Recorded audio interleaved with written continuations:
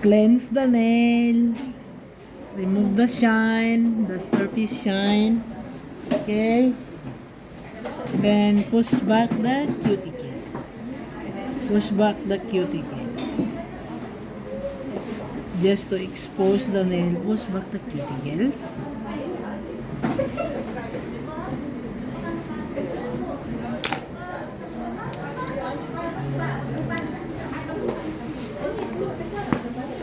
Because it's already clean, we just have to need to sharpen up the surface.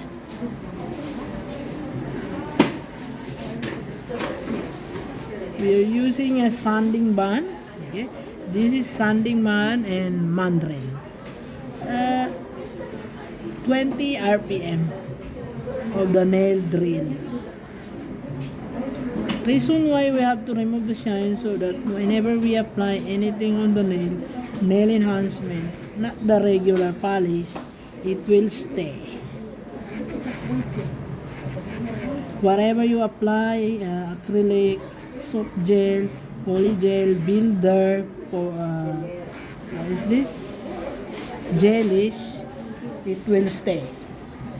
Nail enhancement means the product that you apply on the nails that is long lasting, not the regular polish. We are not going to put any liquid or moisture on the natural nails. So they are clean now because we cleaned it up yesterday. There is no cuticle. I'm not going to trim on the cuticle because once you work on the nail file or the nail drill, it's gonna hurt your client's skin. Okay. I'm going to use a nail form. Put this one on the tab. Okay, open that one and close it here. So it's easy to manage how to place it on the nail.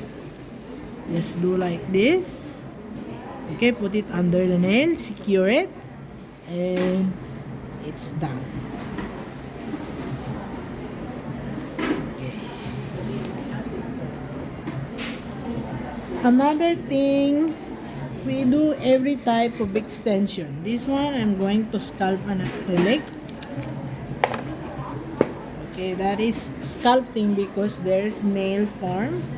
The other nails, I'm going to apply nail tips. Extension also, but we are using a nail tips. Let's see on the pinky over here. Yeah, so I measure it up, so I need to glue it. You're gonna use a nail glue, not the super glue. The way how you apply the glue is only here at the tab. Here. Let it sit there.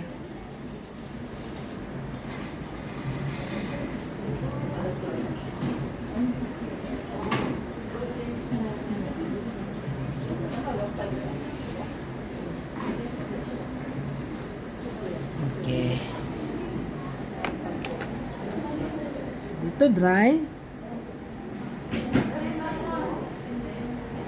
Then,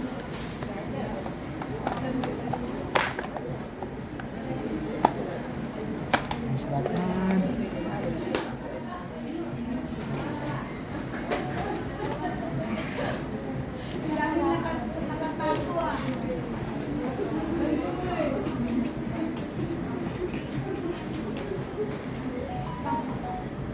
You're gonna do a poly gel here.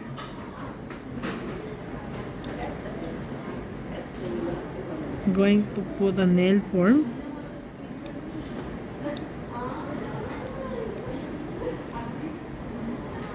On her nails. So these are 4 types of nail extension.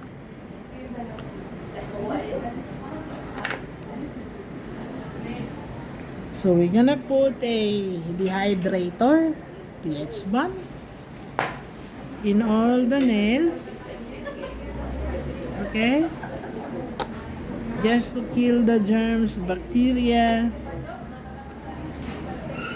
Okay. Before all, I'm going to remove this length here. We're gonna do a small extensions for her. Now, I'm not going to file that now. I'm just going to blend the tip with the natural nails using the sanding band. If you have a nail drill, it's much better to use this method. You're gonna work easier. Okay, I blend it. So here's a tip. If you want the nail tip that you applied to blend on the nails, you can soak that one, wipe it with acetone on a cotton. See it blend out. It doesn't show that it's fake tips. Okay. So here I'm gonna apply the next thing, the Pro Bond or primer. They call it primer. This is acid free. On a professional level, we call it Pro Bond because it's a protein bond. As you see, this finger I don't put anything because I'm gonna apply a soft gel.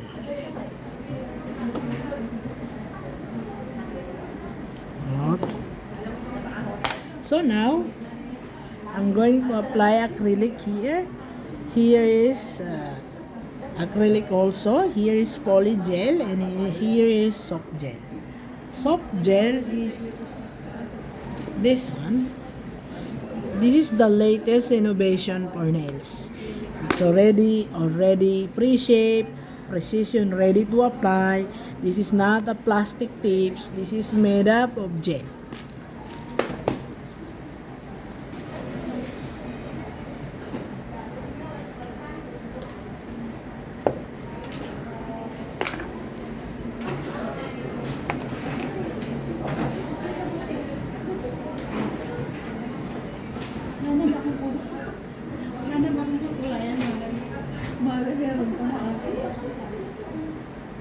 Alam ko, palayasin mo yung trolley ko doon. Hindi. Mamaya na, Mami. Mamaya, Mami. Kasi day off namin. Day off din tatlo. So because I apply a tip already, it's looking natural. So I only need to put a clear acrylic. Alin ka na, Mari, may customer Only tayo. one time. Saan ba yun? I leave it there on the nail. I don't just poke it later on. I'm just using my brush to mold the product on the nail so that it will level out. Yeah. Okay. So that's done now. I'm gonna let it dry. You don't have to apply a lot of product because this is only very short. Here we go. That one is sculpted. Here is sculpted. That one is tipped. So I'm gonna apply acrylic here. She doesn't have a nail. So I'm going to pretend that she have a natural nails. I'm gonna apply natural acrylic powder. I just leave it there to polymerize. Rub it on the back of the brush. Then apply it here. I leave it. I clean my brush. And then I mold it for the tip of the nail. As you can see, it's not going anywhere. I have the full control of what I'm doing here. The acrylic that I apply on the nail form is not going anywhere because it's not too wet, it's not dry, correct consistency. So I have the freedom to mold it, to form it on the nail like a regular nail. The goal on putting nail enhancement or nail extension is for it to look nice, at the same time You can make it look like natural.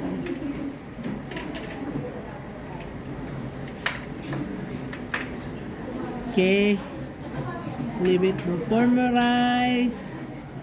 Leave it to breathe, and you can put it here.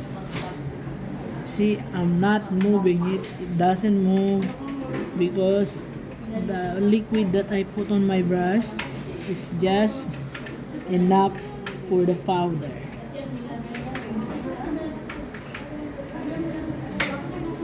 Don't be afraid. You don't have to rush. Give your time. Give yourself a time, you know. We're all beginners. Don't worry about the time. Kanining prerogative. Worry about how you create the nails. Okay. As you can see, over here, it's very natural looking.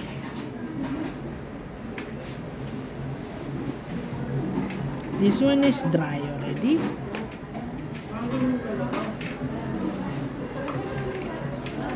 So, that one is dry.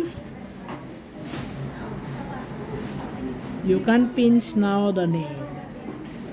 So, it's gonna give it a curve. And it's gonna be sexier. You can use your fingers also. Okay. This is acrylic. Next thing we do, we have to put a polygel on the other nails. And put a polygel.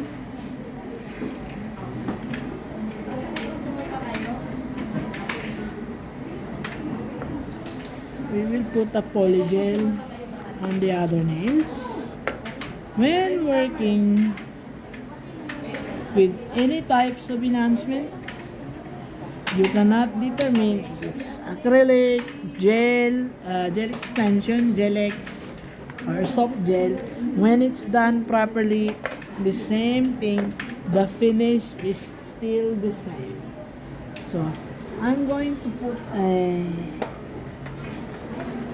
base on this nail because I'm going to put a polygel. Reason why I want to put a base before I put the polygel, so that the polygel will adhere to the natural nails.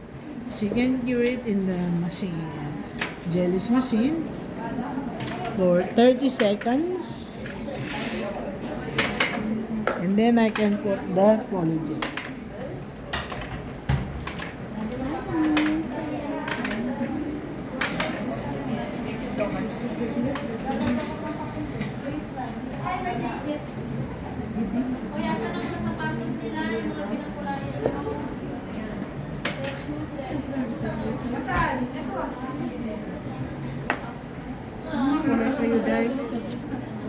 Okay, I'm gonna put a polygel solution just to clean up my brush.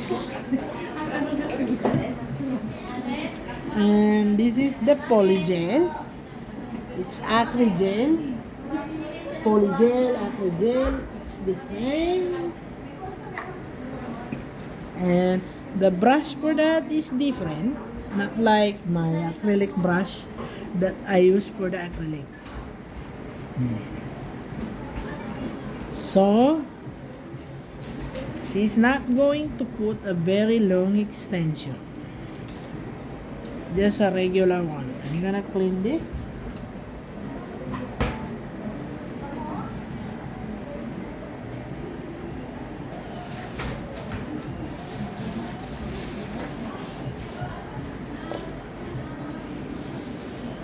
Now, just enough product. It's not gonna be so long. Just enough for her nails. It's like a bubble. I'm gonna place it.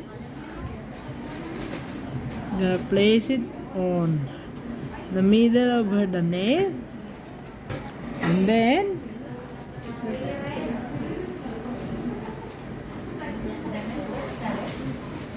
I'm gonna use the body of the brush, pull it down.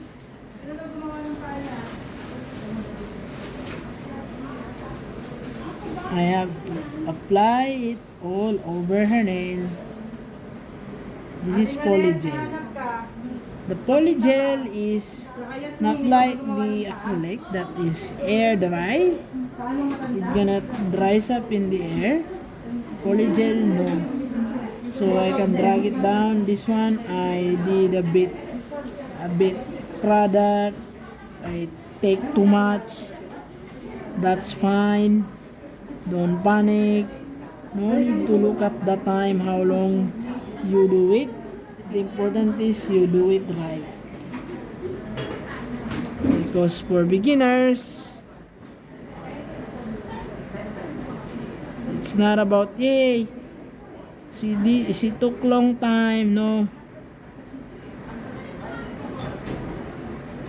It's okay that it's long because I can chop it off, put it in the light.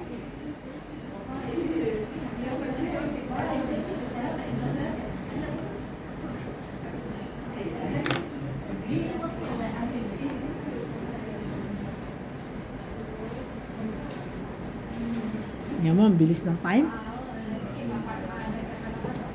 Ang bilis na po.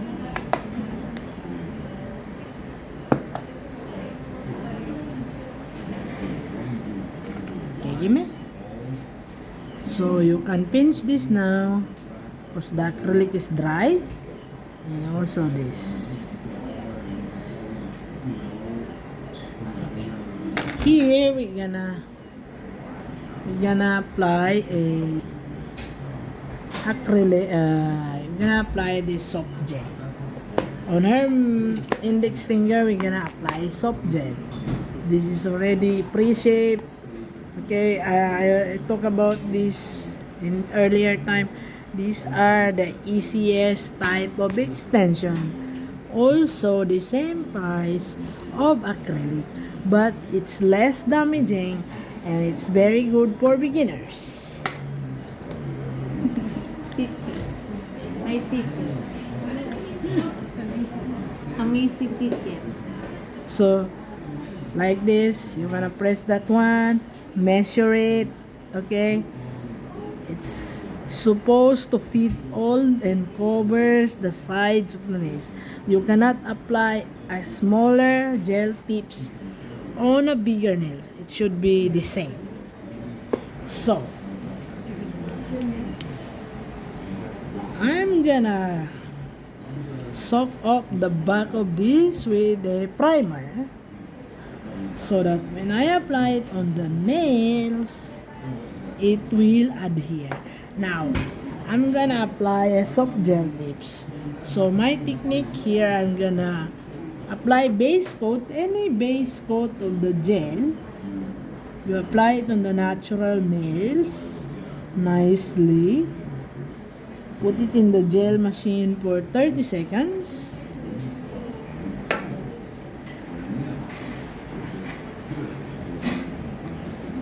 The good thing about the soft gel, if I am a salon owners, I'm going to use this. It's gonna be more profitable, easier to put. It's easy for beginners. It's easy to take off. If your staff, your employee is not professional, it's okay. Anybody can put it. The acrylic, the polygel, the builder, you need a pro, not a beginner. So this one, same price of the polygel of all the extensions. But the good thing, you don't have to buy brush, you don't have to buy monomer or powder. It's already done. You just only attach it correctly on the natural nails. Okay, back to the nails that I'm going to do. For the Gel X extension or soft gel, you need a touch LED to cure this when I attach it on the natural nails. Okay?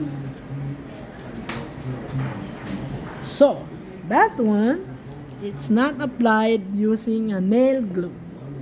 we have this soft gel adhesive glue for this one to be attached there. So,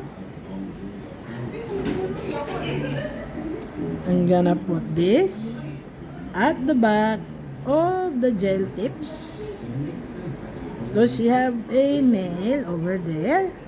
It's not too long, just correct amount. Okay, I supposed to put it nicely. Now I turn on the LED touch LED. Okay, and I will not put directly the hair finger. I will attach the soft gel first nicely, and then when it's attached, I place it under the LED.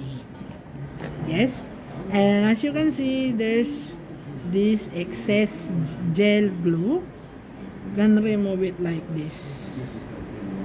Okay, you can remove that one because we only flash cure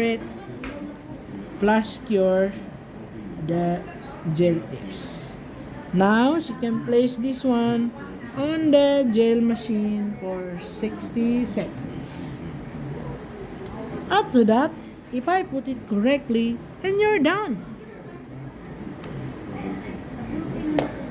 The step of doing acrylic is like 1 to 15. Applying soft gel is only 1 to 5.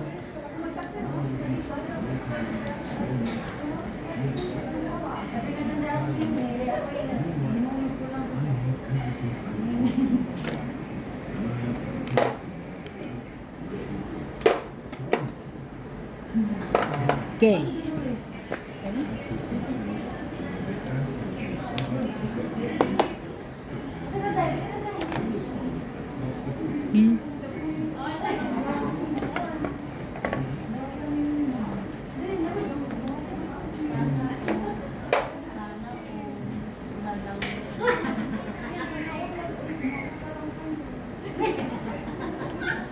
Okay. So I'm gonna remove the nail forms.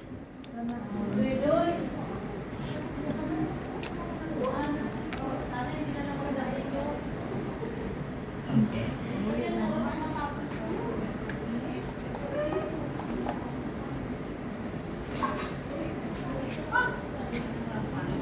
So this one, I can cut the length the way how the client want. So all the same length. Because it's not plastic, it's bendable because it's gel, you can use a regular nail cutter.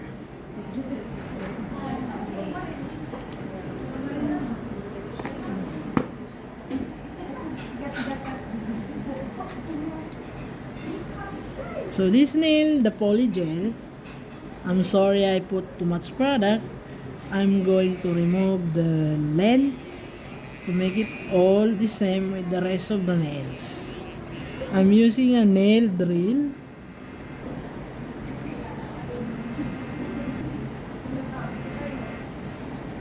I'm using a nail drill.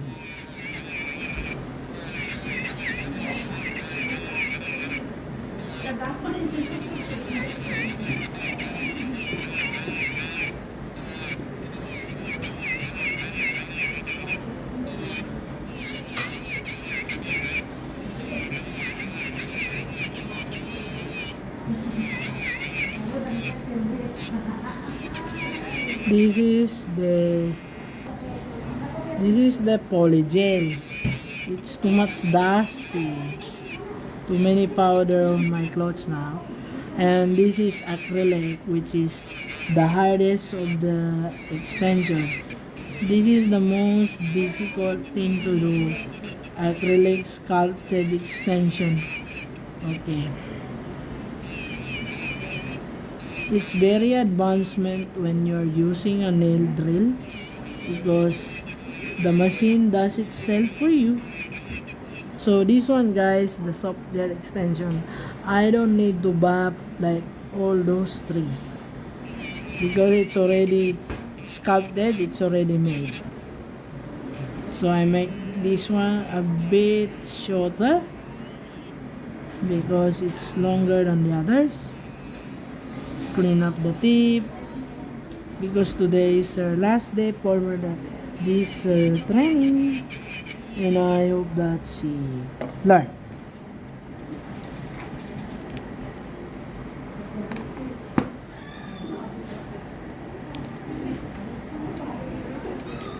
I'm going to clean up the cuticle area for the soft gel tips.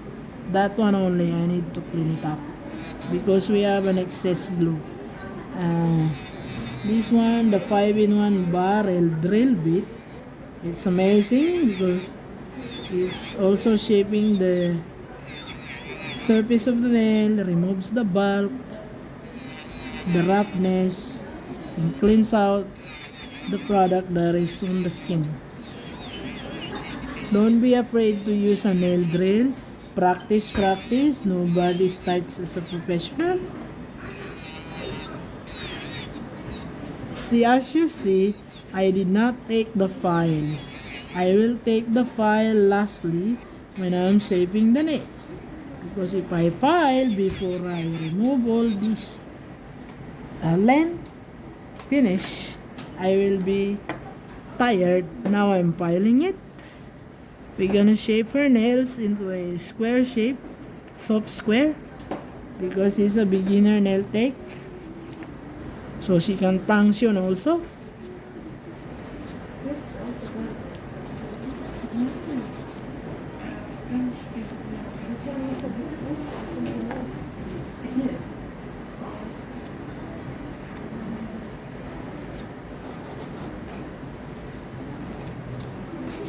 Can buff it.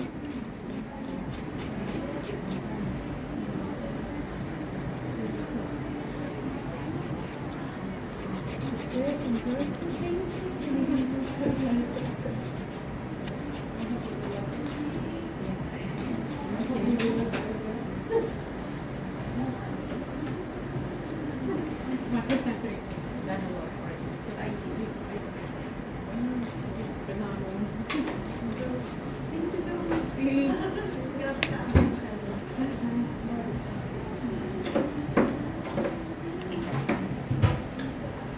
So for the soft gel, it's easier because you can file it. Later on, you can put the product on top, whatever you want to put, regular polish or gelish. When applying a gelish on top of the enhancement, like these extensions, you don't need to put a base. You just have to roughen up the surface and then you can put the gelish.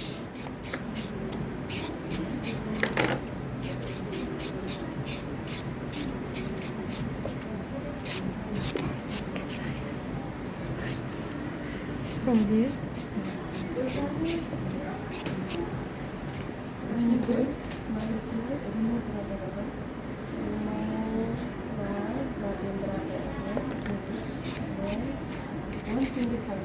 And now, after that, you can tell your client, go wash your hands, madam.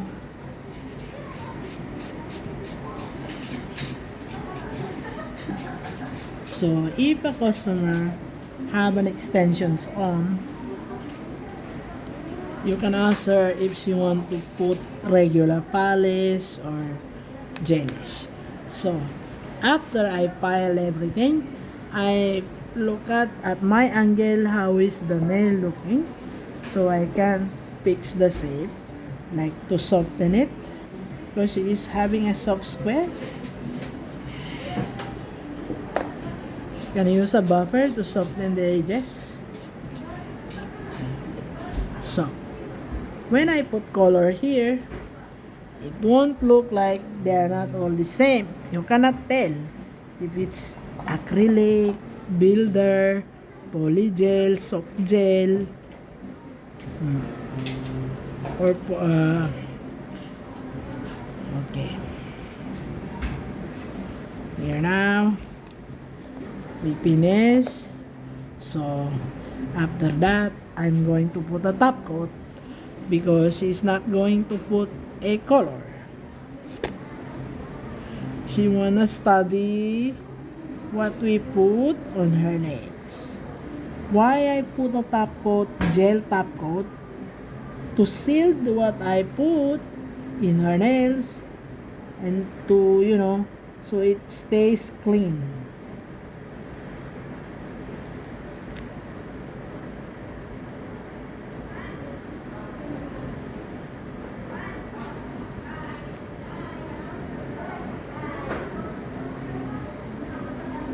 Yes, you can set it to the lamp for 1 minute. Guys, by the way, when you're doing an enhancement like the ones I did now, you don't have to do a regular manicure. It's all dry manicure, like a machine, dry e-file or nail drill. And I don't put the hands or the nails on the water, no moisture, because we are doing an enhancement. The scrubbing, the cuticle oil, lotion, it's after the service, so that you will not have a nail lifting. The product will leak, she will have fungus, and her nails will be damaged. Okay. After this now, I finish a top coat. That time, I can do scrubbing. Now I will put a cuticle oil.